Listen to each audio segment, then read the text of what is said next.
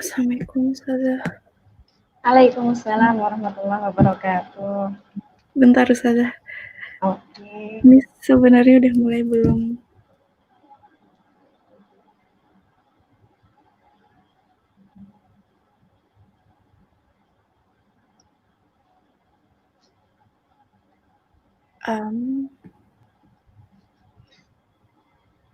Udah.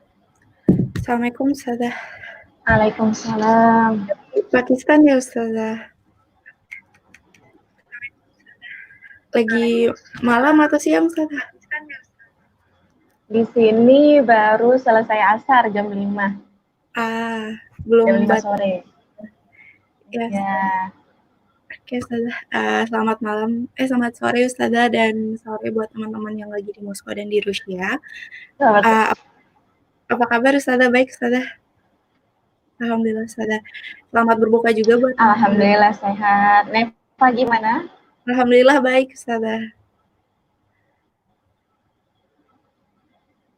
Ya Ustazah. Selamat berbuka juga buat teman-teman yang lagi di Indonesia, yang udah maghrib. Jadi halo Sobat Permira, kembali lagi dengan kita di pengajian online spesial Ramadan. Hari ini kita akan membahas tentang membangun suasana Ramadan di tengah pandemi. Alasan kita membahas ini karena yang teman-teman lihat sekarang, di mana-mana telah diberlakukannya social distancing, work from home, stay at home, dan lain-lainnya untuk mencegah penyebaran virus COVID-19 ini. Dan yang lagi ngetren di sosmed nih Ustazah tentang Ramadan kali ini berbeda, Ramadan tahun ini berbeda, dengan follow up question-nya gimana sih membangun suasana Ramadan di tengah pandemi, baik dari segi ibadah, puasa, sholat tarawih, dan lainnya. Pada kesempatan hari ini, kita akan membahas semua ini dengan narasumber luar biasa kita, Ustazah Dzunairoh, alumni Al-Azhar University Mesir, jurusan Tafsir dan Ilmu Al-Quran. Sebelum kita memulai, jika ada pertanyaan atau komentar, silahkan langsung di live chat saja di kolom di bawah. Setelah materi kita jawab satu persatu. Pada Ustazah, waktu dan tempat dipersilahkan Ustazah. Terima kasih Neva, dan terima kasih untuk teman-teman Permira semuanya. Assalamualaikum warahmatullahi ta'ala wabarakatuh. Alhamdulillahilladzi bi ni'matihi tatimmus shalihat. Walhamdulillahilladzi arsala rasulahu bil huda wa dinil haqq liyudhhirahu 'alad dini kullih wa kafaa billahi shahida. Asyhadu an la ilaha illallah wa asyhadu anna Muhammadan 'abduhu wa rasuluhu la nabiyya ba'dah. Alhamdulillah, Allah telah memberikan banyak sekali nikmat kepada kita semua, terkhusus di dalam bulan suci yang sangat mulia ini, yaitu bulan Ramadan, yang mana mungkin suasana ini sangat berbeda ya, dibandingkan suasana Ramadan kita tahun-tahun sebelumnya. Kita merasakan adanya pembatasan beraktivitas. Kalau umpamanya di dalam istilah lainnya ada yang mengatakan isolasi, karantina, atau bahkan sampai lockdown. Tapi ala kulli hal, semoga di balik kejadian yang Allah tetapkan, yang Allah takdirkan kepada kita semua, Allah berikan banyak sekali maslahat ataupun manfaat ataupun hikmah dari itu semuanya. Ya, insya Allah. Dan tak lupa pula salawat dan salam kita sampaikan kepada Nabi besar kita, Nabi Muhammad SAW. Allahumma sholli wa sallim wa barik alaihi, yang mana karena perjuangan beliau dan para sahabatnya lah kita dapat merasakan indahnya Islam, indahnya sebuah persaudaraan. Ya, walaupun sebelumnya kita tidak mengenal antara satu dan yang lainnya, belum mengenal secara baik dan lainnya, tetapi alhamdulillah dengan adanya tali agama ini, Allah menjadikan kita semua sebagai saudara. Nah, untuk itu sebelum memasuki tema yang dititipkan oleh teman-teman Permira, yaitu membangun suasana Ramadan di tengah pandemi, ada baiknya kita menelaah atau mentadaburi atau mentafakuri lebih dalam lagi dua surah di dalam Al-Quran. Yang pertama adalah surah At-Taubah, yang mana di sini Allah menyebutkan di dalam surah At-Taubah ayat 51, A'udzubillahi minasyaitonirrajim, Bismillahirrahmanirrahim. Qul lan yusibana illa ma kataballahu lana huwa maulana wa 'alallahi falyatawakkalul mu'minun. Nah, kita bisa berkaca dari ayat ini bagaimana Allah telah memberikan semua ketetapan yang ada di alam semesta ini, tidak hanya di bumi ya, tidak hanya di bumi saja. Sekali-kali tidak ada yang menimpa kami, melainkan apa yang telah ditetapkan oleh Allah untuk kami. Dan Allah adalah pelindung kami, dan hanya kepada Allah lah orang-orang yang beriman harus bertawakal. Jika kita mengkaji secara kajian tafsirnya di slide, nanti mungkin bisa ditampilkan, ada salah satu penjelasan yang disampaikan oleh Syekh Sa'di mengenai ayat ini, yang mana mungkin bisa menjadi kilas balik kita untuk lebih mensyukuri, untuk lebih memaknai kondisi Ramadan tahun ini, yang mana itu berbeda dari tahun-tahun sebelumnya. Nah, Syekh Sa'di As-Sa'di mengatakan di dalam tafsirnya bahwasanya di dalam Lauhul Mahfuz itu adalah tempat di mana Allah mengatur segala urusan, baik itu urusan agama kita, baik itu urusan dunia kita, kehidupan kita, dan lain sebagainya. Tidak hanya manusia, bahkan seluruh makhluk yang ada di alam semesta ini, tidak hanya yang di bumi, tidak hanya yang di galaksi Bima Sakti, bahkan semua yang tidak tercapai oleh kita sebagai seorang manusia, Allah telah menetapkannya di Lauhul Mahfuz. Nah, apa-apa yang sudah Allah tetapkan, kita menyikapinya dengan ridha dengan qada dan qadar yang telah ditetapkan. Karena sebagai seorang mukmin, tentu hanya kepada Allah lah kita bisa bersandar. Dari semua apa yang telah ditetapkan, kita bisa menarik maslahat dan menghindari dari mudaratnya, mempercayakan bahwasanya segala ketetapan itu adalah ketetapan yang terbaik yang Allah berikan kepada kita. Nah, sehingga apa? Ketika kita percaya, ketika kita sudah yakin, dan ketika kita memiliki baik sangka kepada Allah Subhanahu wa taala, insya Allah kita akan menjadi orang-orang yang beruntung.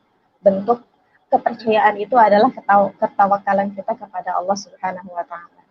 Kemudian di dalam surah lainnya disebutkan, yaitu di dalam surah Al-Hadid ayat 22. Allah menyebutkan, ma asaba min musibatin fil ardi wala fi anfusikum illa fi kitabin min qabli an nabra'aha. Inna dzalika 'ala Allahi yasir.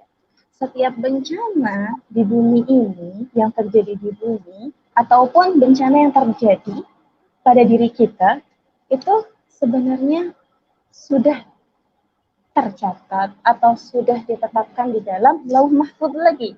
Jadi Lauh Mahfuz ini luar biasa, Allah telah menuliskan segala sesuatunya, mulai dari yang A sampai yang Z, mulai dari yang sudah terjadi sampai yang belum terjadi nanti di masa yang akan datang, yaitu di Lauh Mahfuz. Nah, apa itu? Semuanya bagi Allah itu sangat mudah. Sehingga di dalam sebuah tafsir, yaitu Zubdat Tafsir, yang ditulis oleh Syekh Muhammad Sulaiman Al-Ashqar, beliau menyebutkan, yang menimpa pada diri kita, manusia, di bumi ini, baik itu sifatnya kondisi paceklik, gersang, ataupun hal-hal yang bersifat umum yang terjadi di bumi ini, gitu kan, wabah, penyakit, atau terjadinya bencana dan lain sebagainya, atau yang terjadi pada diri kita, umpamanya kita terkena wabah, atau ternyata ada yang meninggal dari sanak saudara kita, sesungguhnya itu telah Allah tetapkan di Lauh Mahfuz itu juga. Karena bagi Allah itu menentukan segala itu hal yang mudah. Jadi tidak ada yang susah bagi Allah Subhanahu wa taala. Jadi dari dua ayat ini kita bisa mengetahui bahwasanya kondisi pandemi yang terjadi saat ini itu sudah menjadi ketetapan Allah. Tetapi bukan berarti kita sebagai seorang muslim kita langsung merasa pesimis, kita langsung merasa putus asa. Karena apa? Karena di setiap yang Allah tetapkan tentu ada hikmah, tentu ada maslahat yang ingin Allah sampaikan kepada kita semua. Nah, insya Allah kita akan membahas di sini tentang bagaimana kita dapat berbaik sangka kepada Allah di slide selanjutnya, tentang bagaimana kita bisa melakukan ikhtiar ataupun upaya-upaya dalam menjalani Ramadan ini dan membuatnya menjadi Ramadan terbaik dalam hidup kita. Karena ternyata Allah memberikan waktu yang lebih lama, waktu yang lebih panjang di Ramadan ini untuk kita bisa melaksanakan optimalisasi ibadah yang mungkin di Ramadan-Ramadan sebelumnya sempat terlewat oleh kita. Oleh karena itu, kita bisa mengetahui ada ayat-ayat Al-Quran yang sangat luar biasa ya. Ketika kita berkaca dengan ayat Al-Quran, maka sesungguhnya kita akan merasa bahwasanya apa yang ada di dalam Al-Quran itu benar-benar nyata, benar-benar dekat dengan diri kita. Nah, Allah menyebutkan dalam surah Al-Ankabut, ahasiban nasu an yusraku ayyaqulu amanna wa hum la yuftanun. Nah, di sini diperuntukkan kepada manusia. Nah, ketika seorang manusia sudah mengatakan, aku beriman kepada Engkau ya Allah, apakah dia berpikir kami akan membiarkannya begitu saja sampai mereka tidak kami uji? Tujuan diujinya apa? Kita bisa melihat di dalam surah Al-Mulk ayat 2 bahwasanya Allah alladzi khalaqal mauta wal hayah. Allah lah yang menciptakan kehidupan, kematian. Liyabluwakum ayyukum. Tujuannya apa? Ternyata semua yang terjadi di alam semesta ini, semua yang terjadi di sekeliling kita ini tujuannya adalah untuk menguji kita. Kenapa Allah menguji kita? Karena siapa di antara kita yang benar-benar memiliki amalan yang lebih baik, nah, karena itu nanti akan menjadi bekalan kita di akhirat kelak. Karena rumah kita yang abadi bukan di dunia, tempat peristirahatan kita yang sejatinya itu bukan di dunia. Gitu. Ini hanya step pertama, step selanjutnya sampai akhirnya kita akan benar-benar menetap di rumah yang sebenarnya, yaitu di surga Allah yang mulia. Nah, insya Allah kita akan mencoba mengkaji tentang apa saja yang bisa kita lakukan untuk membangun suasana Ramadan di tengah pandemi ini. Di slide nomor 6.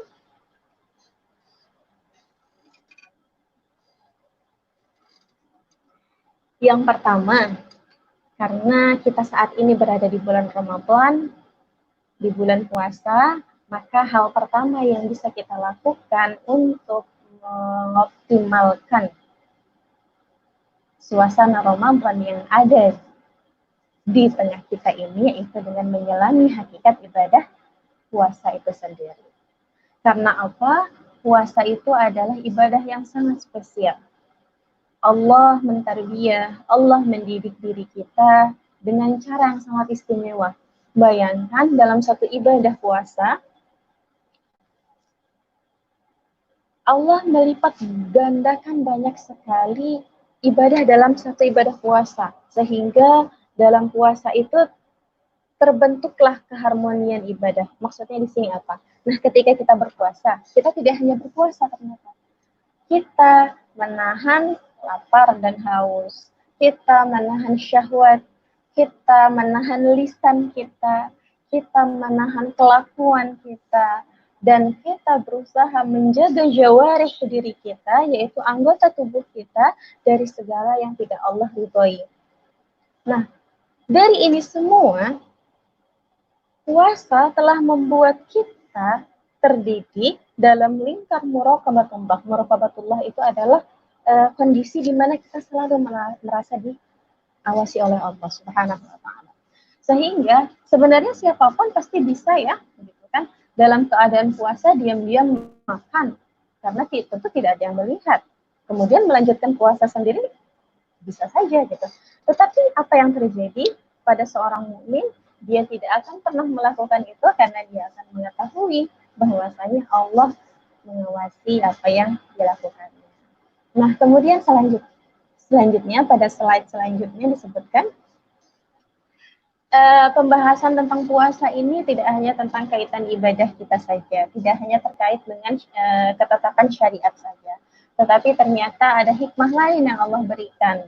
Banyak sekali penelitian, riset-riset ilmiah yang dilakukan oleh para ilmuwan kita ternyata puasa menjadi salah satu solusi gitu kan, untuk kesehatan jasmani ataupun jiwa gitu kan, dalam menghadapi berbagai permasalahan yang ada. Sehingga Allah Subhanahu wa taala ketika sudah mensyariatkan, sudah memerintahkan suatu ibadah, maka tentu akan ada ganjaran ataupun balasan pahala yang diberikan kepada yang melakukannya, pahala yang diberikan kepada hamba yang berusaha menjaga amanat ibadah tersebut.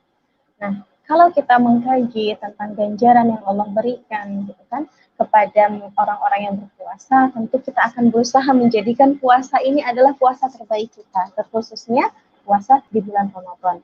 Di slide selanjutnya, Rasulullah Shallallahu Alaihi Wasallam menyampaikan dalam sebuah hadis tentang ganjaran orang-orang yang melaksanakan puasa.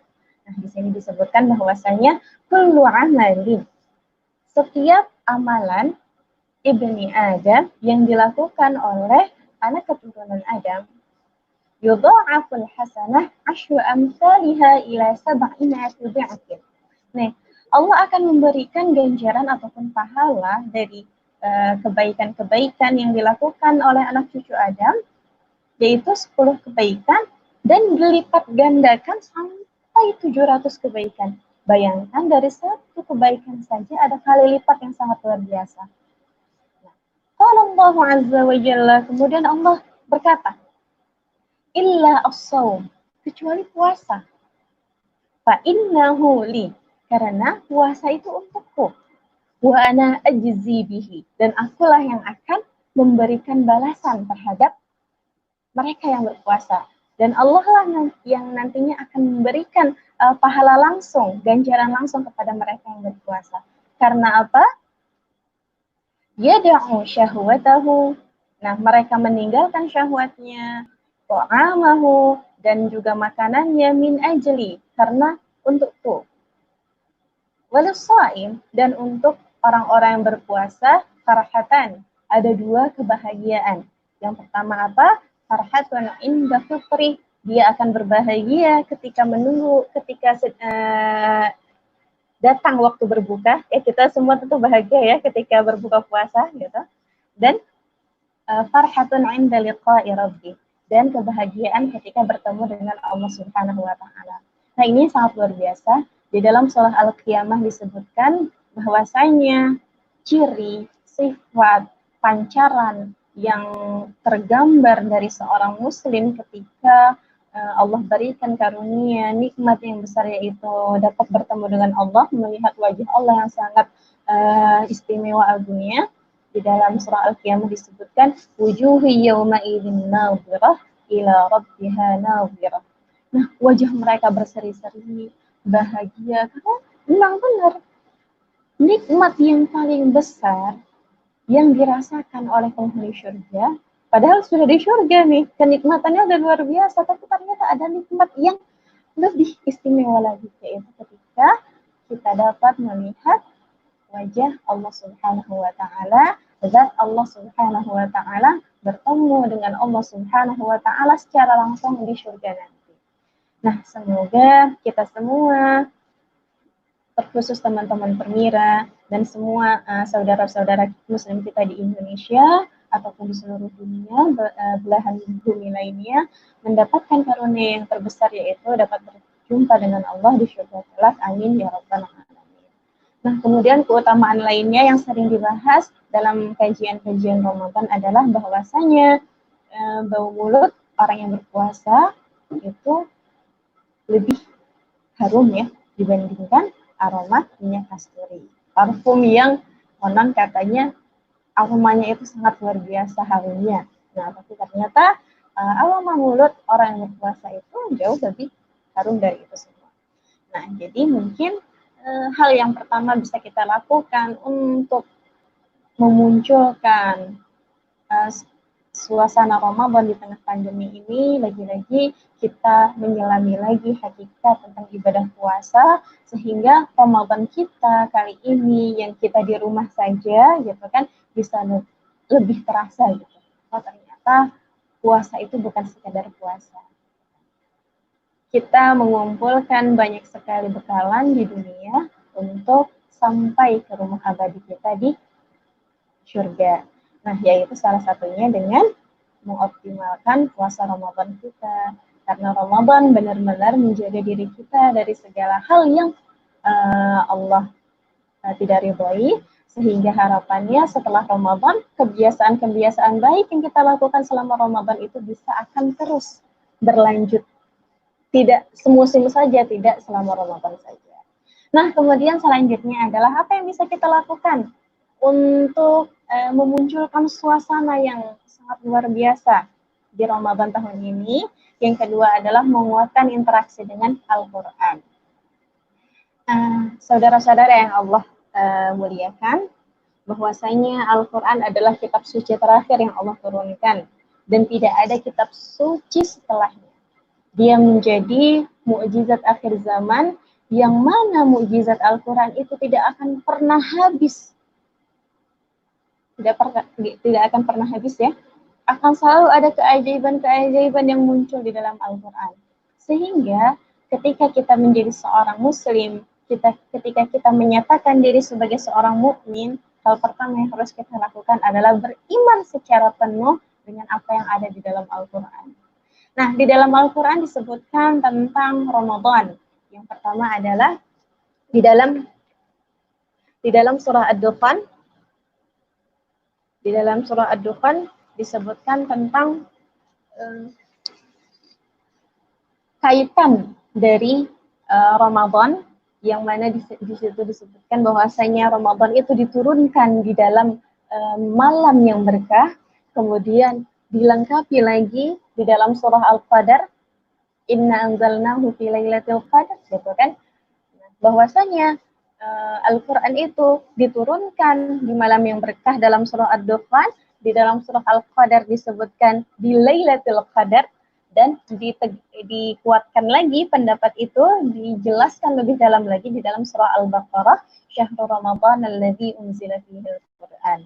Nah, sehingga benar adanya bahwasanya Al-Quran dan Ramadan adalah sesuatu yang saling melengkapi satu dan yang lainnya. Karena Al-Quran diturunkan di bulan Ramadan, dan karena Ramadan akan lebih sempurna dengan interaksi kita yang sangat kuat dengan Al-Quran. Nah, oleh karena itu apa yang bisa kita lakukan untuk menguatkan interaksi dengan Al-Quran? Yang pertama adalah kita dengan membaca Al-Quran itu sendiri, dengan tilawah. Sehingga kalau umpamanya di Indonesia ada salah satu program ya, One Day One Juice, One Day One Juice ya, Waduh. Ya, One Day One Juice. Nah, ini pun ternyata melihat secara langsung bagaimana Rasulullah menyebutkan dalam sebuah hadis bahwasanya dalam riwayat itu mengatakan sebaik-baik seorang muslim, seorang mukmin adalah yang ia dapat merutinkan baca Al-Qur'annya dalam sehari 1 juz. Jadi dalam 30 hari ataupun 1 bulan dia akan menyelesaikan ataupun khatam Al-Qur'an. Tapi kalau ternyata mukmin itu mampu sehari membaca lebih dari 1 juz, tentu akan lebih baik lagi. Nah, sehingga untuk menguatkan interaksi kita dengan Al-Quran di dalam bulan Ramadan ini, sangat luar biasa sekali saudara-saudara kita yang di Indonesia bisa membuat program tadarusan bersama. Dan itu bisa menjadi hal yang mengikat antara satu muslim dengan muslim yang lainnya. Yang kedua adalah menghafal. Nah, menghafal ini tentu akan banyak sekali keutamaan yang Allah berikan kepada orang-orang yang memiliki hafalan Al-Quran. Nah, memiliki hafalan Al-Quran pun sebaiknya yang dikejar itu bukan hanya kuantitas ataupun jumlah surah, jumlah ayat, tetapi bagaimana kualitas dari hafalan itu.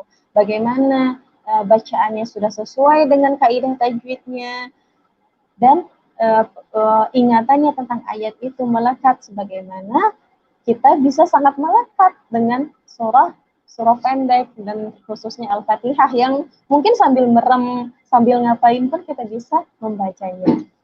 Nah, kemudian mempelajari Al-Quran itu sendiri, menyampaikannya dan mengamalkannya. Nah, ini bisa dilakukan secara bersamaan. Jadi tidak mesti membaca saja dulu, kemudian baru mempelajarinya nanti. Bisa kita sekaligus membaca, kemudian mempelajari. Ketika kita menemukan sesuatu yang bisa kita terapkan dalam kehidupan kita, maka kita amalkan, kita sampaikan ke orang-orang sekitar kita, sehingga keberkahan Al-Quran itu dapat dirasakan, tidak hanya oleh diri kita, bahkan orang-orang di sekeliling kita. Nah, selanjutnya adalah Rasulullah menjelaskan tentang keistimewaan balasan yang diberikan kepada mereka yang membaca Al-Quran.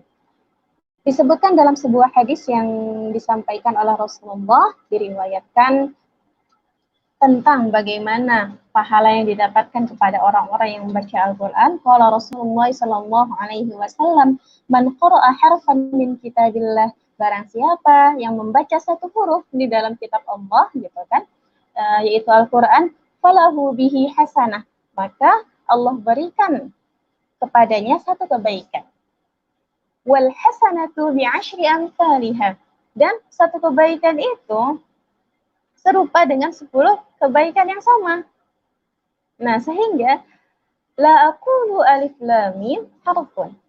Aku tidak mengatakan alif lam mim itu satu huruf, tetapi alif satu huruf, lam satu huruf, dan mim satu huruf. Jadi bayangkan ketika kita membaca beberapa ayat di dalam surah Al-Baqarah dan surah-surah yang lainnya, alif lam mim, sudah 3 huruf yang kita baca. Belum lagi dengan basmalah, belum lagi dengan ta'awudnya. Dzalikal kitabu la raiba fi. Nah, itu sudah berapa huruf? Nah, kalau memang kita ingin memotivasi diri kita untuk bisa, gitu kan, bisa semangat membaca Al-Quran, mengharapkan ridho dari Allah, mengharapkan balasan pahala dari Allah Subhanahu wa Ta'ala, tentu itu akan membuat kita semakin cinta, semakin suka untuk membaca Al-Quran. Nah, selanjutnya adalah Ibnu Mas'ud berkata dalam sebuah riwayat, sungguh terlampau susah untuk kami, para sahabat Rasulullah, dalam menghafal lafaz-lafaz Al-Quran. Namun kami mudah untuk mengamalkan apa yang ada di dalam Al-Quran. Tetapi orang-orang setelah kami, ini Masya Allah ya, mungkin ini bisa jadi teguran langsung untuk diri kita, menjadi evaluasi untuk diri kita. Tetapi orang-orang setelah kami, justru itu mereka mudah menghafal Al-Quran, namun mereka susah untuk mengamalkannya. Ada sebuah kisah, bagaimana Amirul Mukminin yang kedua setelah Khalifah Abu Bakar As-Siddiq, yaitu Umar bin Khattab. Beliau menghafal surah Al-Baqarah itu selama 12 tahun. Bayangkan, surah Al-Baqarah dihafal oleh Umar bin Khattab yang latar belakangnya adalah sahabat besar, sahabat kepercayaan Rasulullah, yang dijuluki Al-Faruq, yang bisa membedakan antara yang hak dan yang batil, yang sangat luar biasa, bahkan setan pun takut jika berpapasan dengan Umar. Umar menghafal surah Al-Baqarah selama 12 tahun. Ini disampaikan oleh Abdullah bin Umar, anaknya Umar. Ayahku menghafal surah Al-Baqarah selama 12 tahun. Begitu selesai menghafal surah Al-Baqarah, ia langsung menyembelih unta, seekor unta, sebagai bentuk kesyukuran.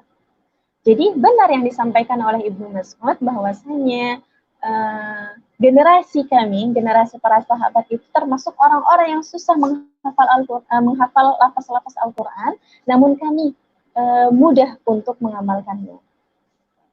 Nah, oleh karena itu bukan hal yang mencengangkan ketika Umar dan para sahabat itu tidak akan pernah menambah hafalan mereka kecuali mereka sudah mengamalkan dan mengimani apa-apa yang terkandung di dalamnya. Nah, sehingga insya Allah apapun yang kita lakukan saat ini dalam berinteraksi dengan Al-Quran, baik ia menghafal, membaca, mengamalkan, dan menyampaikan, ketika itu ikhlas, niat kita murni karena Allah, maka Allah akan berikan kemudahan kepada kita untuk bisa melaksanakan semua itu dan bisa mendapatkan keberkahan dari Al-Quran itu sendiri. Nah, selanjutnya adalah apa yang bisa kita lakukan setelah menyelami hakikat ibadah puasa, menguatkan interaksi dengan Al-Quran. Maka hal yang bisa kita lakukan untuk memunculkan suasana Ramadan yang sangat luar biasa di tengah pandemi ini adalah memperbanyak sedekah. Saudara-saudara yang Allah muliakan, sedekah adalah cara terbaik kita untuk bisa menghalau bala. Apalagi kondisi saat ini kita berada di tengah keadaan yang sangat memprihatinkan. Dan ini tidak hanya terjadi di satu wilayah saja, tetapi sudah menjadi global pandemic, yang mana di seluruh negara ini adalah permasalahan yang sedang menjadi prioritas utama untuk bisa diselesaikan bersama. Nah, oleh karena itu, di bulan yang mulia ini, salah satu yang bisa kita lakukan adalah dengan memperbanyak sedekah agar Allah angkat bala ini dan Allah berikan gitu kan, keberkahan waktu di bulan Ramadan dan waktu-waktu setelahnya. Sedekah itu bisa dengan banyak cara, baik dengan materi ataupun non-materi. Karena di dalam hadis Rasulullah disebutkan bahwasanya tahmid adalah sedekah, tahlil adalah sedekah, al-amru bil ma'ruf adalah sedekah, mengajak kepada kebaikan adalah sedekah, wan nahyu 'anil munkar adalah sedekah. Nah, jadi tidak hanya mencakup dengan hal-hal yang bersifat materi saja. Ternyata sedekah itu. Bahkan dalam hadis lain disebutkan tabassumuka fi wajhi akhika sedekah. Senyum itu termasuk sedekah. Dan Rasulullah merupakan orang yang sangat dermawan, terlebih lagi ketika datang bulan Ramadan. Karena Rasulullah sallallahu alaihi wasallam ajwadan nas, orang yang paling dermawan. Wa kana ajwadu ma yakunu fi Ramadan, dan kedermawanan beliau itu akan lebih luar biasa lagi ketika bulan Ramadan tiba. Hina yalqahu Jibril, saat bertemu dengan malaikat Jibril alaihi salam. Hal ini bisa menjadi target lain kita dalam mengoptimalkan ibadah di bulan Ramadan. Sebagaimana Rasulullah bersabda tentang ganjaran ataupun pahala yang diberikan kepada orang-orang yang bersedekah. Orang-orang yang bersedekah, orang-orang yang memberikan hartanya di jalan Allah, yaitu salah satunya yang bisa kita lakukan adalah dalam kondisi Ramadan ini adalah dengan memberikan iftar ya, bukaan puasa, gitu kan, takjil atau istilah yang umum di Indonesia kepada mereka yang berpuasa. Rasulullah menyebutkan dalam hadis yang diriwayatkan oleh Imam Ahmad, Imam Tirmidzi dan Imam Baihaqi, man fattara sha'iman, barang siapa yang memberikan makan kepada orang yang berpuasa, kana lahu mithlu ajri. Nah, maka ia akan mendapatkan pahala sebagaimana orang yang berpuasa. Ghairu annahu la yanqus, dan pahala itu tidak akan pernah berkurang min ajri shaim syai'an, dari orang yang berpuasa itu. Jadi luar biasa kasih sayang yang Allah berikan kepada kita di bulan puasa ini. Ketika kita melaksanakan puasa dengan sebenar-benar ketakwaan, sampai kita pun melaksanakan sedekah di bulan Ramadan, kita pun menguatkan interaksi dengan Al-Quran di bulan Ramadan, insya Allah yang pahala yang kita dapatkan itu akan berlipat ganda di bulan yang mulia ini. Oleh karena itu, manfaatkanlah sisa-sisa hari di bulan Ramadan ini. Sekarang tanggal 16 Ramadan ya. Dan besok 17 Ramadan, momen nuzulul Quran, turunnya Al-Quran. Nah, semoga masa yang tersisa, hari-hari yang tersisa dari Ramadan ini bisa kita maksimalkan dengan ibadah-ibadah yang ada, baik apa saja yang bisa kita lakukan walaupun di rumah saja, gitu kan. Semoga Allah ridho dengan ibadah-ibadah yang kita lakukan tersebut. Nah, kemudian di dalam surah Saba ayat 39 dijelaskan wa ma anfaqtum min syai'in fa huwa yukhlifuh. Bahwasanya harta-harta yang telah kita infakkan, apa-apa yang kita infakkan dari harta kita, maka Allah akan ganti. Maka Allah akan berikan penggantinya. Nah, yukhlifuh di sini bil barakah fil amwal wal aulad, Nah, bisa dalam bentuk keberkahan harta yang kita miliki, rizki yang kita miliki, ataupun anak-anak. Nah, alhamdulillah Allah titipkan kesempatan kepada kita semua saat ini, teman-teman yang di Rusia untuk bisa menuntut ilmu, teman-teman yang di Pakistan untuk bisa menuntut ilmu, walaupun kalau kondisi di Pakistan saat ini, sebelumnya ada kebijakan dari Ministry Education untuk mempospon semester ini, jadi ditunda. Nah, tiba-tiba ada keputusan baru untuk tetap dilaksanakan by online, tapi ternyata banyak kendala sehingga akhirnya untuk semester ini jadi break, gitu. Tidak ada semester, mungkin akan ditunda sampai semester selanjutnya. Gitu. Tapi ala kulihal, semoga itu menjadi keberkahan untuk kita sendiri, bisa memaksimalkan waktu-waktu libur yang panjang ini dengan hal-hal baik, dengan hal-hal yang bermanfaat. Wa 'alan nafsi, dan juga mungkin keberkahan kepada diri kita. Allah memberikan waktu yang sama kepada kita 24 jam, tetapi ternyata tidak semua manusia sama melalui 24 jam itu. Ada yang merasa 24 jam itu tidak cukup, merasa terus berkekurangan. Ada yang merasa 24 jam itu dia bisa melakukan banyak hal. Dia bisa menyelesaikan satu urusan ke urusan lain, dia bisa memberikan manfaat kepada orang-orang di sekitarnya, dia bisa pokoknya dia betul-betul bisa memaksimalkan waktu yang Allah berikan. Nah, ini bentuk keberkahan yang Allah berikan. Wafi daf'il bala, dan juga dalam menolak bala, gitu kan, mara bahaya. Nah, sehingga selagi kita memiliki kesempatan untuk infak, untuk bersedekah, maka lakukanlah. Terkhusus momennya Ramadan, kalau kita bisa memberikan iftar, gitu kan, kepada teman-teman kita, saudara-saudara kita, maka lakukan. Di sini ada sebuah inisiatif dari salah seorang mahasiswa. Nah, kebetulan mahasiswa tersebut membuat usaha rumah makan, warung Indonesia. Nah, jadi setiap sore beliau akan menyebarkan broadcast ke teman-teman, siapa yang mau memesan beberapa menu disebutkan, umpamanya kayak ayam bakar dan lain sebagainya. Nah, kemudian membuka peluang bagi yang ingin berinfak, memberikan iftar kepada teman-temannya. Dan ternyata itu luar biasa responnya. Setiap hari, walaupun nggak setiap hari ya, dalam sepekan itu mungkin 2-3 kali ada yang ngetok rumah kita, tok. Ini ada kiriman iftar.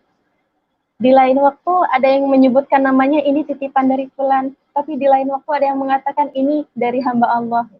Bahkan untuk teman-teman yang di hostel gitu, karena mereka lockdown benar-benar nggak bisa kemana-mana gitu kan, bahkan untuk membeli keperluan sehari-hari itu dititipkan kepada mahasiswa yang tinggal di luar asrama gitu kan, di luar hostel gitu kan.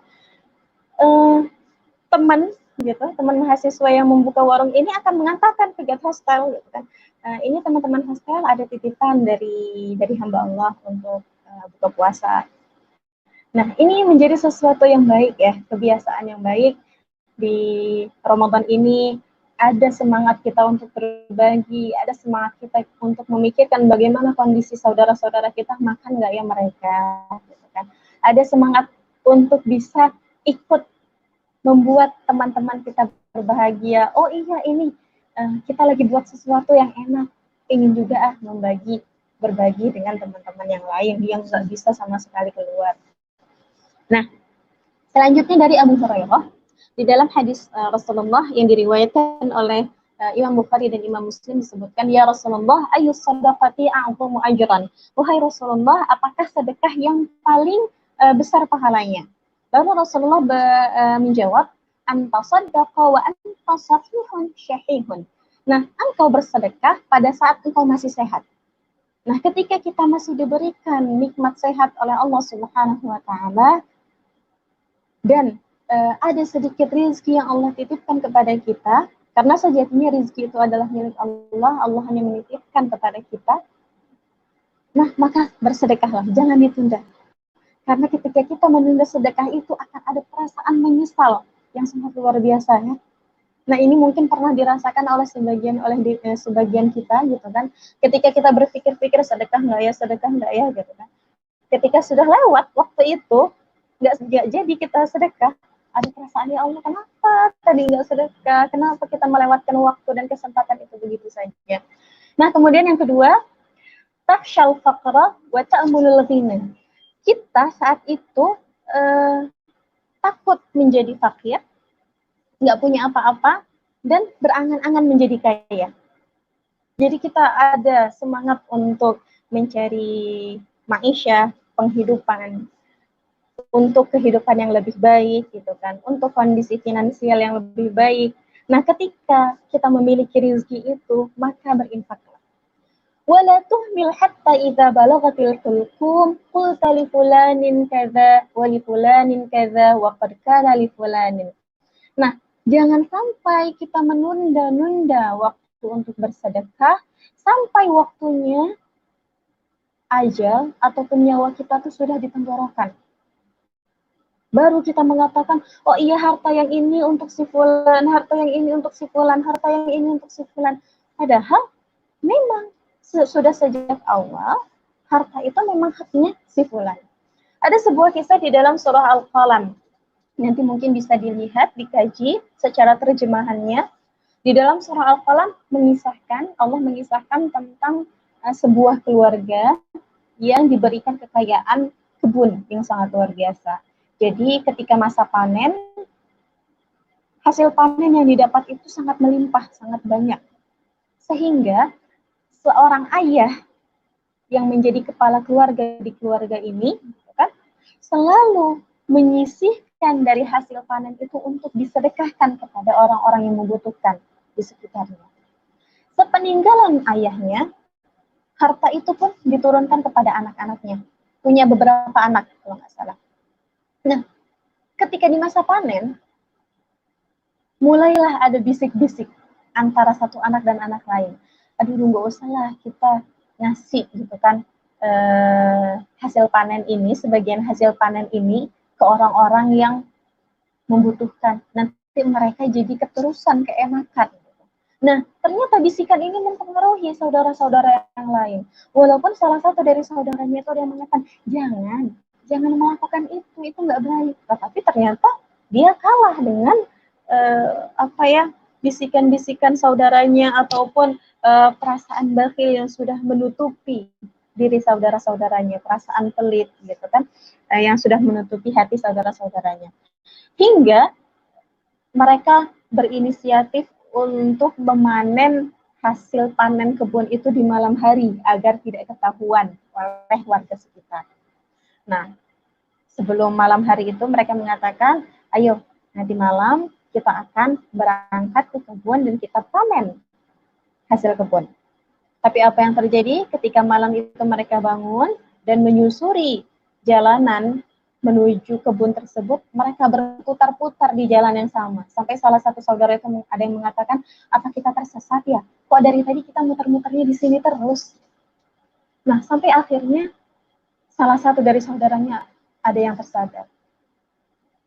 Celakalah kita. Sungguh kita termasuk orang-orang yang zalim. Orang-orang yang sudah menahan hak dari mereka yang benar-benar memiliki hak. Dan apa yang terjadi? Kebunnya terbakar. Dan penyesalan pun baru muncul di belakang masa. Nah, sehingga kalau kita mengatakan kalau ya, gitu, kalau memang mereka tidak melakukan hal tersebut, tidak terpengaruh dengan perasaan kikir yang ada di dalam hati mereka, tentu Allah tidak akan membuat mereka tersesat dan membuat mereka merasakan penyesalan yang begitu besar dengan melihat kondisi kebun mereka yang sudah terbakar, dan mereka tidak akan pernah membuang ataupun menyampingkan hak-hak orang-orang fakir yang seharusnya mereka penuhi. Karena dari setiap rezeki kita itu ada hak yang dimiliki oleh orang lain. Nah, sehingga selagi kita masih sehat, selagi kita masih semangat untuk berharap kehidupan finansial kita lebih baik, maka ketika kita memiliki rezeki itu, infakkanlah dari sebagian harta. Tidak semua, hanya sebagian harta, gitu kan. Allah menyebutkan hanya sebagiannya saja, tidak perlu semua. Walaupun kenyataan yang dilakukan oleh para sahabat Rasulullah yang sangat luar biasa, Abu Bakar gitu kan, Abu Bakar menginfakkan semua hartanya di jalan Allah Subhanahu wa taala, Masya Allah. Nah, kemudian selanjutnya Ibnu Qayyim rahimahullah mengatakan bahwasanya manfaat sedekah itu sangat banyak. Annaha taqiya masari as-su' wa tadfa' bala, bahwasanya sedekah itu bisa mencegah kematian yang buruk. Hatta innaha la tadfa'a 'anil zalim, bahkan mencegah dan melindungi kita dari orang-orang yang zalim. Nah, Imam Ibrahim An-Nakhai mengatakan orang-orang dahulu memandang bahwasanya sedekah akan melindungi dari orang yang suka berbuat zalim. Sedekah juga mampu menghapuskan dosa, menjaga harta kita, mendatangkan rezeki, membuat gembira hati, dan menyebabkan hati yakin dan berbaik sangka kepada Allah Subhanahu wa taala. Masya Allah, hal ini mungkin bisa kita rasakan keadaannya di tengah pandemi ya. Banyak sekali video-video yang menyebar di media sosial bagaimana saudara sesama bangsa kita di Indonesia semangat berbaginya di bulan Ramadan ini sangat luar biasa, gitu kan. Apalagi kepada orang-orang yang terdampak COVID-19 ini. Jadi ternyata dari semua hal yang telah Allah tetapkan, dari semua hal yang telah Allah takdirkan, sebenarnya kita sudah bisa merasakan hikmah yang sangat besar. Salah satunya adalah menumbuhkan semangat untuk bisa saling berbagi dan memiliki empati yang besar kepada sesama saudara. Nah, kemudian yang keempat adalah melipat gandakan syukur. Di tengah pandemi ini banyak hal yang patut kita syukuri bersama. Tentang berharganya waktu berkegiatan di luar, tentang istimewanya waktu berjumpa dengan teman sejawat, tentang mahalnya harga dari sebuah kesehatan yang mungkin sering kita abaikan. Ya, termasuk saya sendiri, mungkin ini menjadi evaluasi diri yang sebenarnya sangat luar biasa ya, sangat memberikan efek ya. Dan ini semua hanya sedikit dari permisalan dari nikmat-nikmat lain yang sering terhilaf, yang sering terlupa dari diri kita. Nah, ketika kita meresapi lebih dalam makna dari pembatasan aktivitas kita selama beberapa bulan ini, semua Allah memberikan waktu kepada kita untuk rehat sejenak di rumah. Dari kesibukan dunia yang gak ada habisnya ya. Kesibukan dunia itu gak akan pernah selesai dari satu masa ke masa yang lain. Nah, sehingga oleh karena itu, semoga kita bisa melipat gandakan syukur itu, dan kita bisa menjadi orang-orang yang bersyukur. Sebagaimana Rasulullah mempraktekkan bentuk syukur itu dengan ibadah-ibadah yang ia lakukan, bagaimana Rasulullah melaksanakan qiyamul lail hingga kakinya bengkak, padahal beliau adalah sosok Nabi yang maksum, sosok Nabi yang telah Allah maafkan kesalahannya dan tidak akan pernah melakukan sebuah dosa sekecil pun. Tapi apa yang beliau katakan dari hadis yang diriwayatkan oleh Aisyah, disampaikan oleh Aisyah, afala akuna abdan syakuran, apa aku nggak boleh gitu kan dengan melakukan ibadah-ibadah ini untuk bisa menjadi hamba-hamba Allah yang bersyukur. Nah, oleh karena itu saudara-saudara muslim kita yang ada di seluruh Indonesia, semoga walaupun keadaan yang sempit ini membuat kita merasa terbatas melakukan apapun, tetapi semoga halnya itu tidak terjadi terhadap kesyukuran kita. Kesyukuran kita tetap luas, sebagaimana Allah meluaskan banyak sekali rahmat dan kasih sayang kepada kita selama ini di luar masa pandemi. Nah, lalu apa yang sebaiknya kita lakukan untuk mengisi hari-hari ini? Yaitu yang pertama, kita mengevaluasi diri beserta aktivitas kita selama ini. Umpamanya selama ini kita dalam sepekan biasanya kita A sampai Z. Oh, ternyata ada yang harus diperbaiki, ada yang harus dikurangi, ada yang harus ditambah dan lain sebagainya. Kemudian memperbaiki pola hidup kita, istirahat, makan dan lain sebagainya. Nah, wabah COVID ini membuat kita semakin menyadari bahwasanya nikmat sehat itu sangat luar biasa. Dan ini sering terlupa oleh diri kita. Sehingga memperbaiki pola hidup yang sehat, baik dari istirahat ataupun makan dan lain sebagainya, itu bisa kita lakukan selama kita berada di rumah saja. Kemudian tetap membangun komunikasi dengan keluarga, dengan teman. Bagi yang masih kuliah, bisa tetap melakukan menyambung komunikasi dengan dosen-dosen agar tidak terputus ya interaksi ataupun silaturahmi yang ada. Nah, kemudian yang keempat, membuat dan merapihkan kembali target-target jangka pendek maupun jangka panjang. Nah, waktu yang panjang ini membuat kita bisa memikirkan mana yang bagus kita lakukan, menimbang beberapa tahun ke depan apa yang harus kita targetkan, apa yang harus kita dapatkan, apa yang harus kita hasilkan. Dan yang kelima, yang terakhir, yang paling utama adalah memperbaiki kualitas ibadah kita. Nah, ini semua bisa kita lakukan dan semoga Allah ridho dengan masa-masa yang sudah kita lalui beberapa bulan ini selama kita berada di rumah saja. Nah, di dalam surah Ibrahim ayat 7 disebutkan wa idza adzana rabbukum la in syakartum la azidannakum wa la in kafartum inna adzabi lasyadid. Ketika kita menambahkan rasa syukur itu, maka Allah akan tambah pula gitu kan keberkahan rezeki dari arah mana saja. Oleh karena itu, mari bayangkan bersama kondisi para pejuang garda depan kita yang mereka tidak mengenal waktu, tidak mengenal lelah gitu kan, dan bahkan banyak tidak sedikit dari mereka yang sudah menjadi pahlawan-pahlawan yang luar biasa, yang sudah menghadap Allah duluan. Kita bayangkan kondisi itu. Dan sungguh merugi jika kita sampai saat ini masih menggerutu kesal karena merasa terkungkung, merasa terkurung di rumah saja.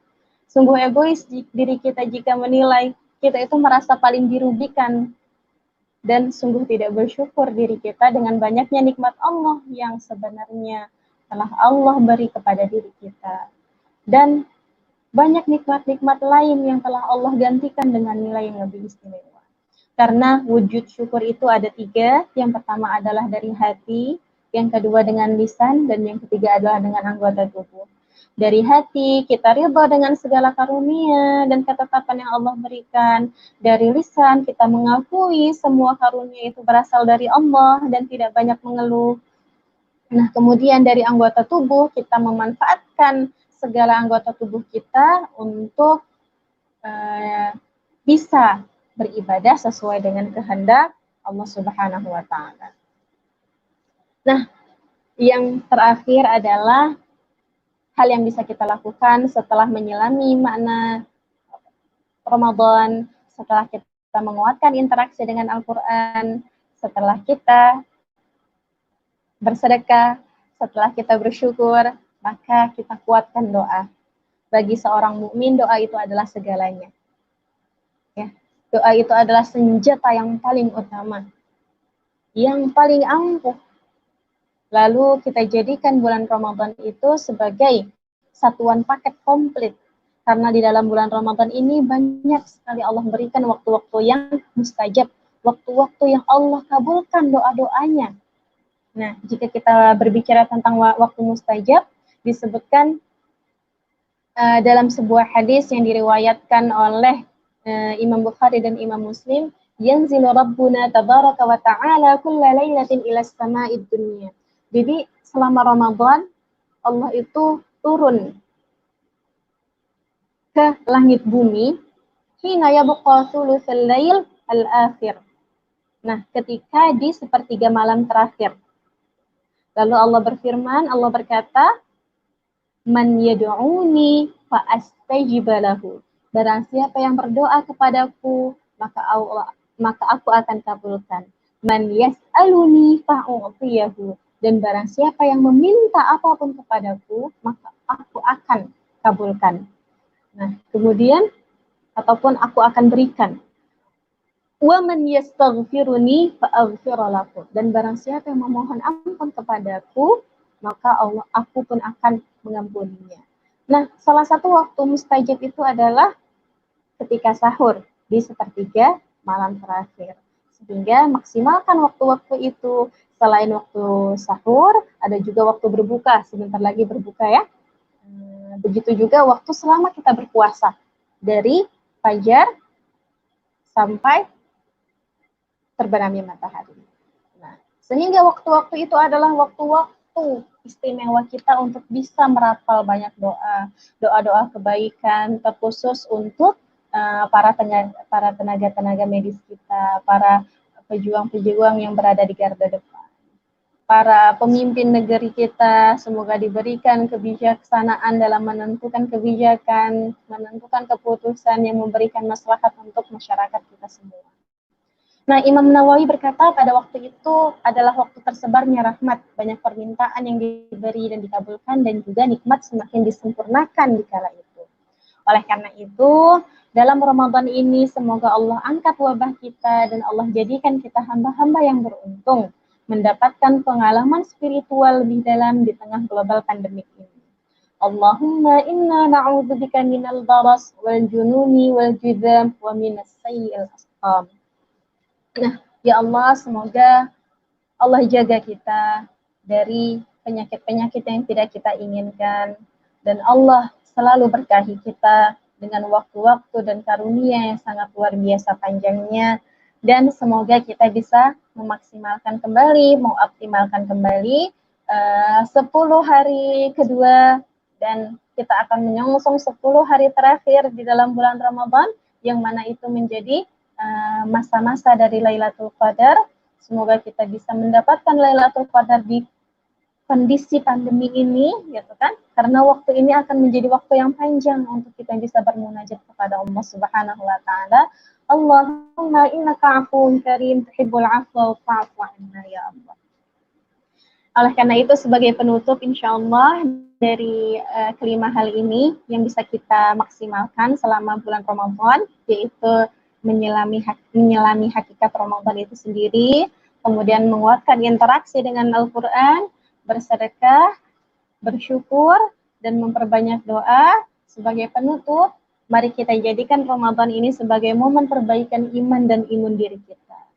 Menjaga segala amanat nikmat yang telah diberikan oleh Allah Subhanahu wa taala dengan melakukan ibadah terbaik yang kita miliki.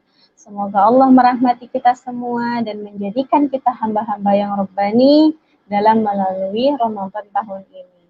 Terima kasih untuk Neva dan teman-teman perwira semua, juga teman-teman di seluruh Indonesia ataupun yang menyaksikan live YouTube saat ini. Wassalamualaikum warahmatullahi wabarakatuh.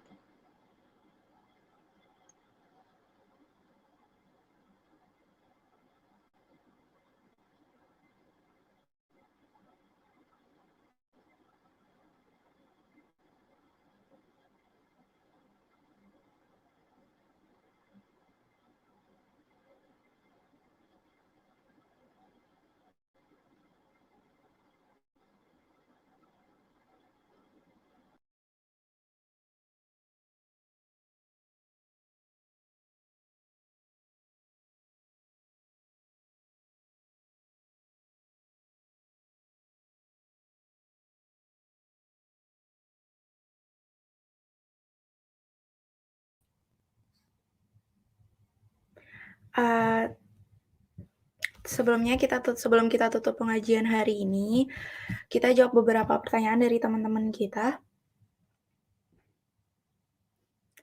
Yang pertama adalah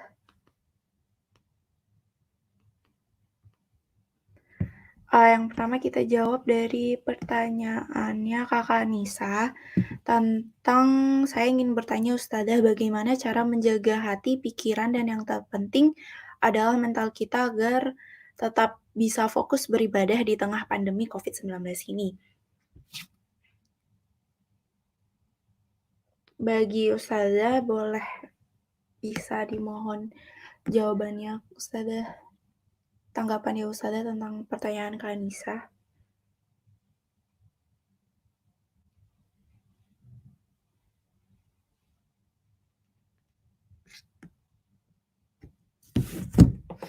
Dari saya pribadi, bagaimana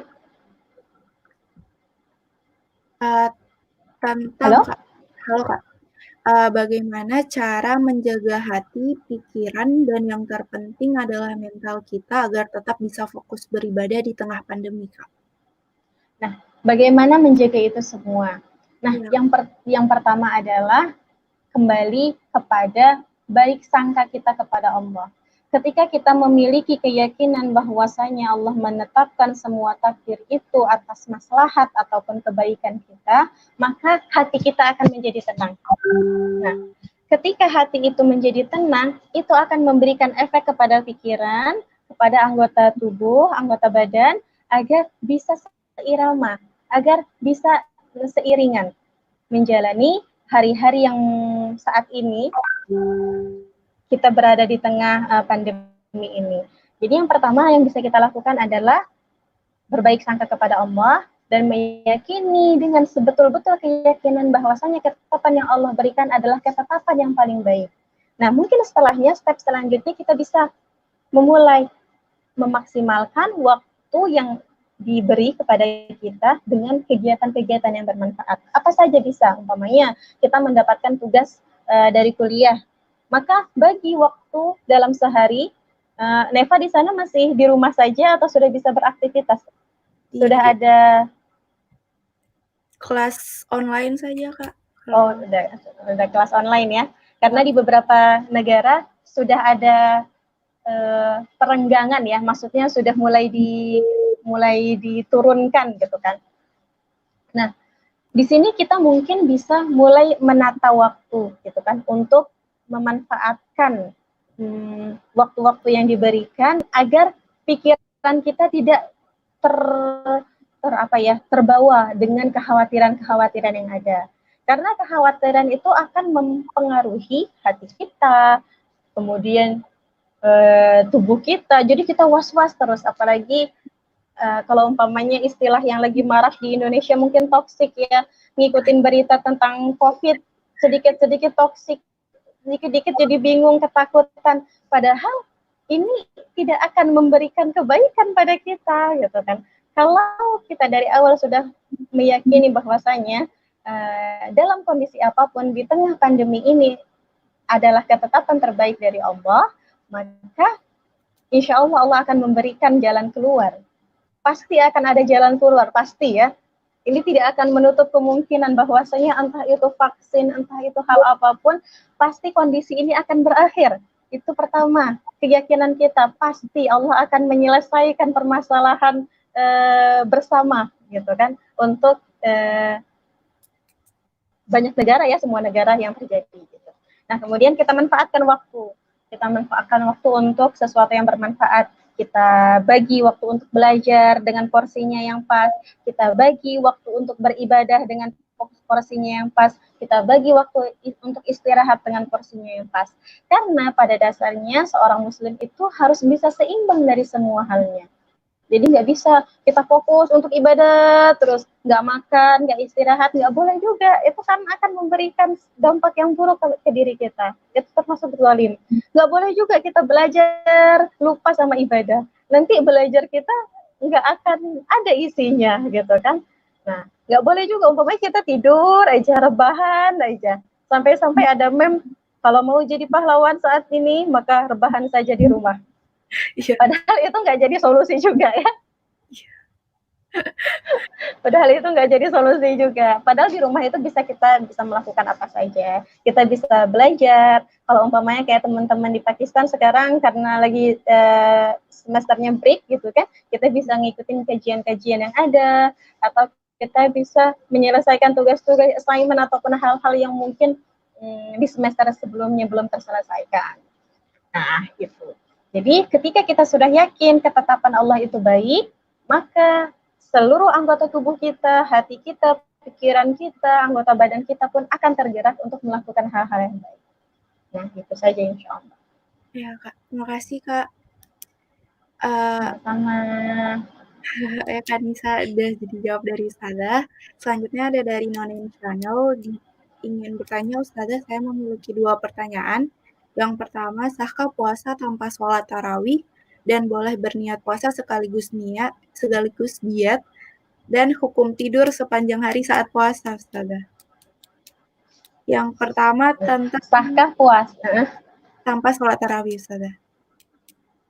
Jadi hukum sholat tarawih itu kita mulai membagi 2 hukum di sini yang berbeda ya, 2 ibadah dengan 2 hukum yang berbeda. Yang pertama adalah puasa.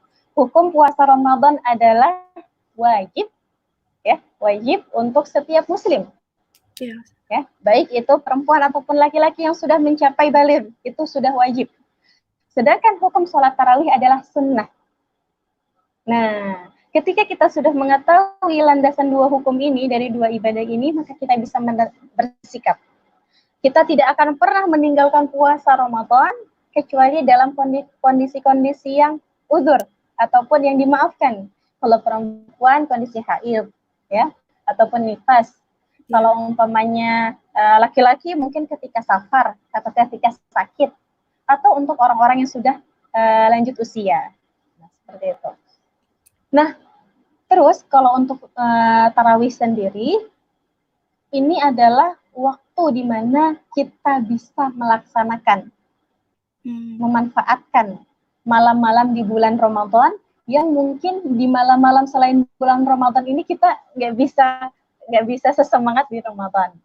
Jadi pembiasaan ya, pembiasaan. Kalau di Ramadan itu yang khas itu dengan tarawihnya. Disebutkan dalam hadis Rasulullah yang diriwayatkan oleh Imam Bukhari, "Man qama Ramadhana imanan wa ihtisaban, ghufira lahu ma taqaddama min dhanbi."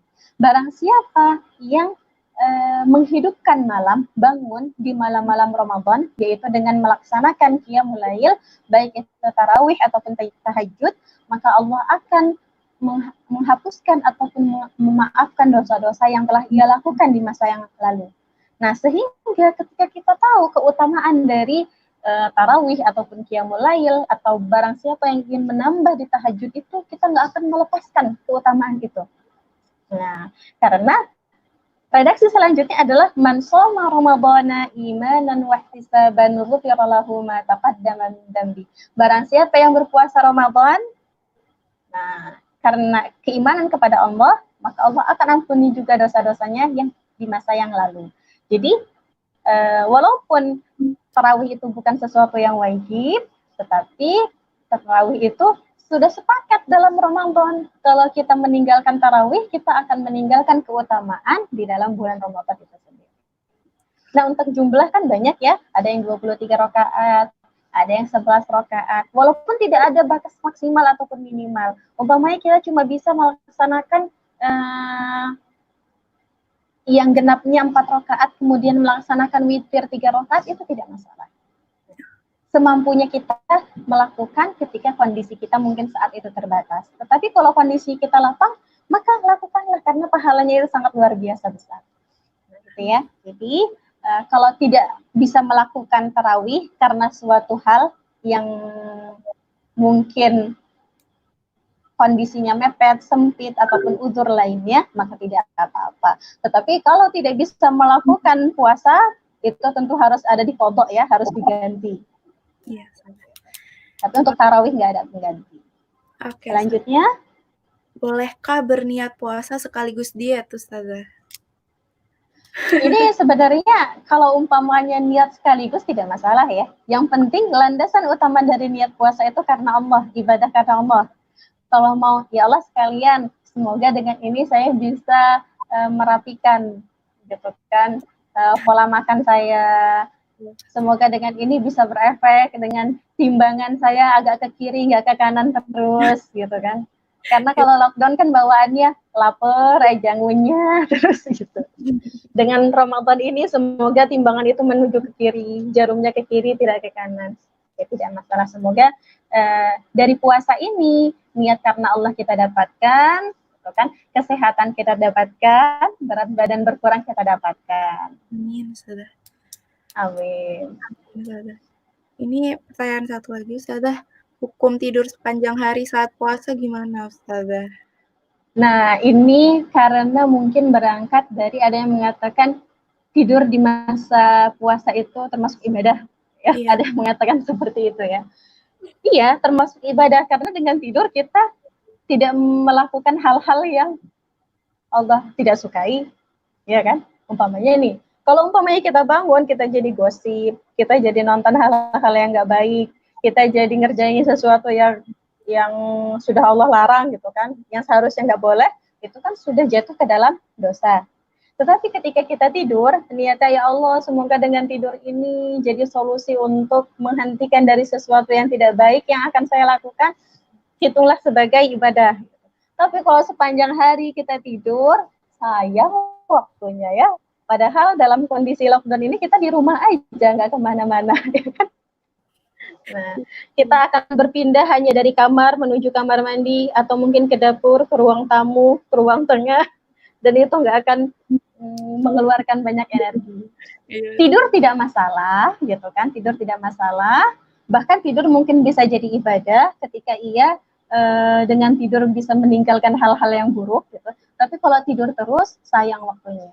Padahal kalau umpamanya dia bangun saja membaca Al-Quran, belajar, ataupun nelfon orang tua, nanya kabar keluarga, gitu kan, atau hal-hal bebersih rumah, itu bisa akan menjadi pahala yang lebih besar dibandingkan dengan dia tidur saja. Insya Allah, Ustazah. Allahu a'lam ya. Iya, Ustazah. Ada yang nanya lagi, Ustazah, bagaimana jika kita gibah di saat puasa, Ustazah? Nah, ini ya Allah, hati-hati sekali disebutkan dalam hadis Rasulullah Sallallahu Alaihi Wasallam, atadruna mal ghibah. Nah, kamu tahu nggak tentang ghibah itu? Kemudian kata para sahabat, Allah wa rasuluhu a'lam, tentu engkau Rasulullah yang lebih mengetahuinya. Begitu juga Allah lebih mengetahui dari kami tentang hal itu. Zikruka akhaka bima yakrah. Ketika kamu menceritakan saudara kamu tentang apa yang tidak dia sukai, apapun ya yang nggak disukai saudara kita, itu jatuhnya kepada ghibah. Terus kata para sahabat, kalau memang itu dia lakukan, gimana ya Rasulullah? Ya itu kamu sudah ghibah. Kalau itu nggak dia lakukan, gimana? Berarti kamu sudah menuduh dia melakukan sesuatu yang tidak dia lakukan, gitu kan? Berarti menuduh itu jatuhnya apa ya? Menuduh orang melakukan sesuatu yang tidak, memfitnah ya, fitnah. Jadi kalau kita membicarakan saudara kita tentang apa yang dia tidak sukai dan dia mengerjakannya, maksudnya umpamanya si fulan itu begini-begini loh, maksudnya umpamanya dia tidur aja ketika Ramadan, tapi dia nggak suka umpamanya diomongin begitu, gitu. Berarti kita sudah termasuk ghibah. Nah, suatu saat kita berbicara, si fulan itu dia tidur saja saat Ramadan, tapi dia sebenarnya nggak tidur, berarti kita sudah memfitnah si fulan dalam melakukan hal itu. Nah, itu merupakan dua keburukan lisan ya, min afatil lisan, dari keburukan lisan. Dan efeknya itu sangat buruk. Sangat buruk.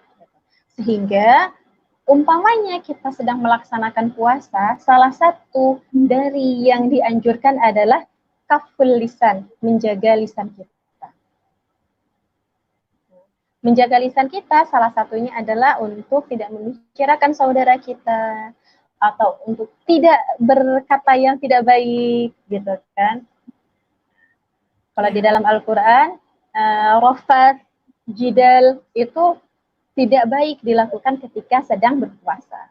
Sehingga menjadi sangat anjuran kepada kita semua ketika berpuasa, yang harus kita lakukan selain tidak makan dan tidak minum adalah tidak berkata yang tidak baik. Kurang seperti itu, Allahu a'lam. Ini maaf ya, ada anak saya baru bangun soalnya. Ada kakak sayang, ada kakak nak. Ya Ustazah. Jadi nggak boleh gibah ya teman-teman. Iya, Ya, mau Ustaz. Ramadan mau nggak Ramadan jangan gibah ya. Gibah ya. Semoga Ramadan ini menjadi pembiasaan diri kita gitu kan. Iya, Dilatih dari sejak Ramadan untuk tidak gibah, semoga di bulan-bulan setelahnya juga akan menjadi terbiasa untuk tidak membicarakan orang lain. iya. Ustazah. Walaupun nanti ada pembahasan berbedanya, apa saja gibah yang dibolehkan. Nanti mungkin itu bisa dikaji lagi lebih dalam. Makasih Ustazah.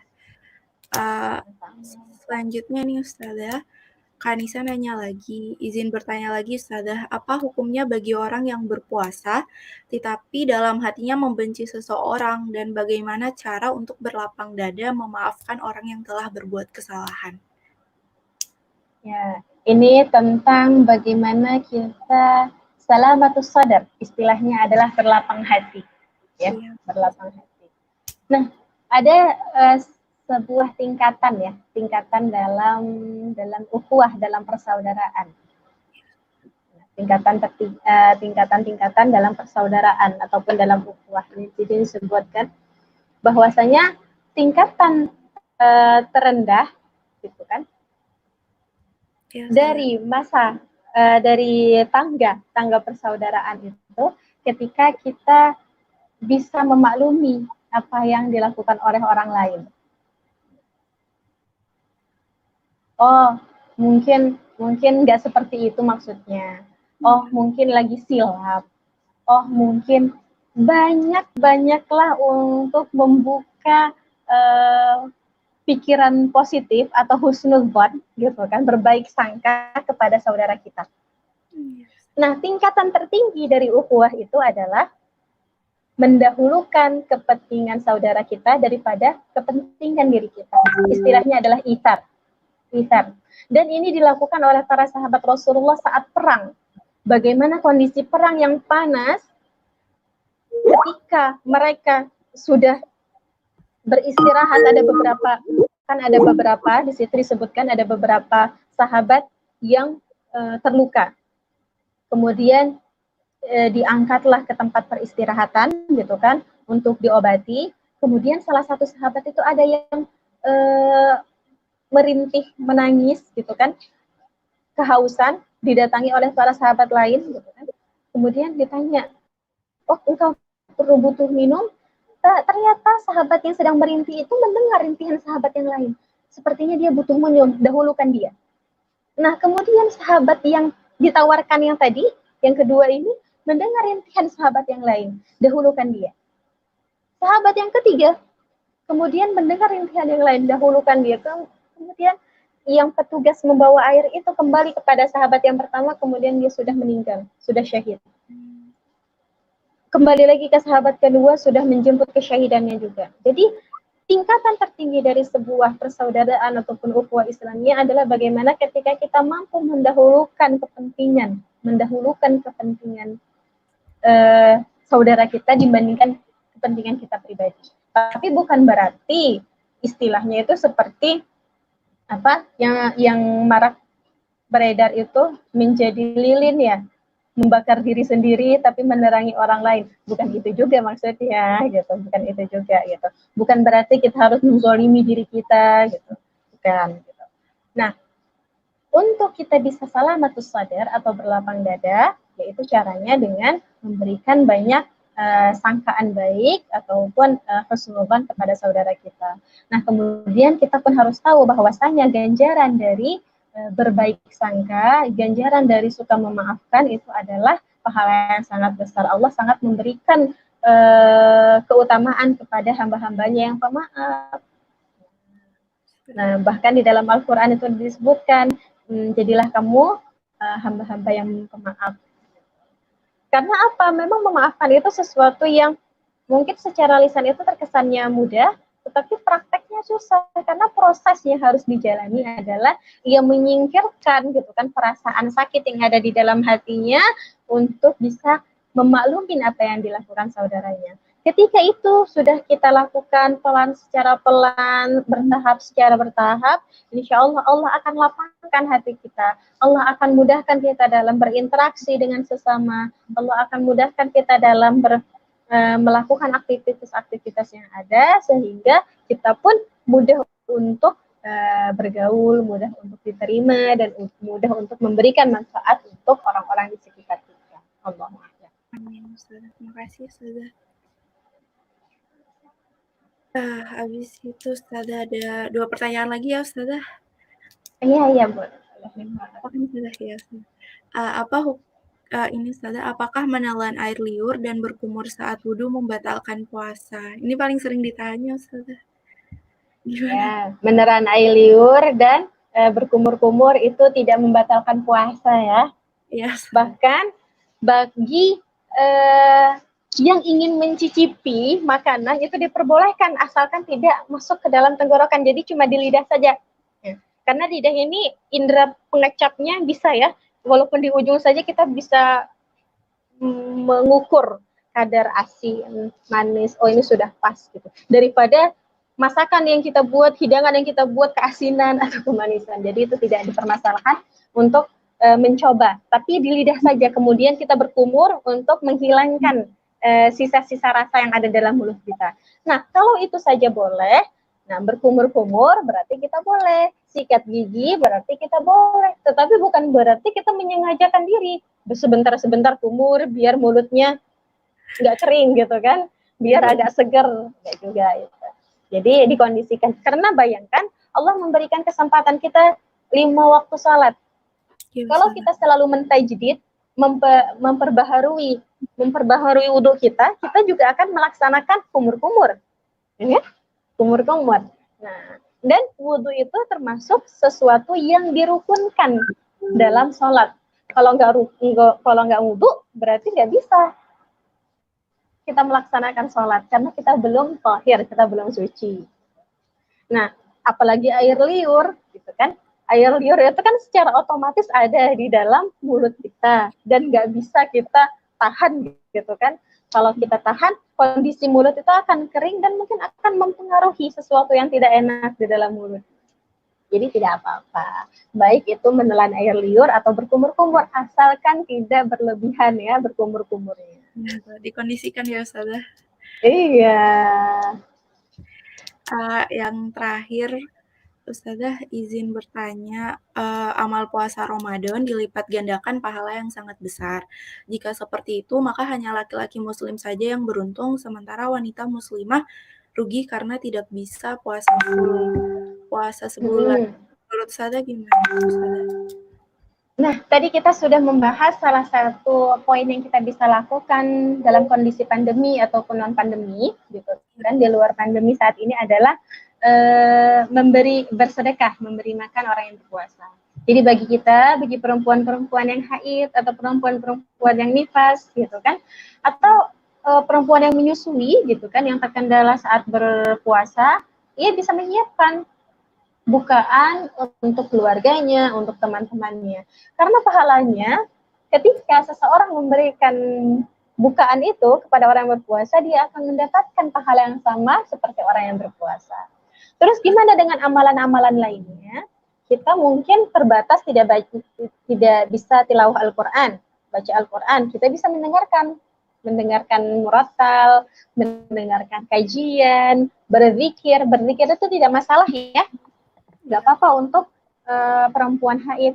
Karena kondisi haid ini adalah kondisi yang riskan. Perempuan yang haid ini kondisi emosionalnya kan lagi naik turun ya. Yes. Ngerasain nggak Neva kira-kira? Kalau saya pribadi seperti itu gitu kan. Baik sudah menikah juga kondisinya begitu gitu kan. Naik turun. Jadi kita nggak bisa kalau berlepas diri dengan Allah Subhanahu wa taala. Itu akan bahaya sekali, sangat beresiko sekali. Sehingga kita bisa tetap melaksanakan zikir, karena ada zikir pagi dan zikir sore ya, zikir petang.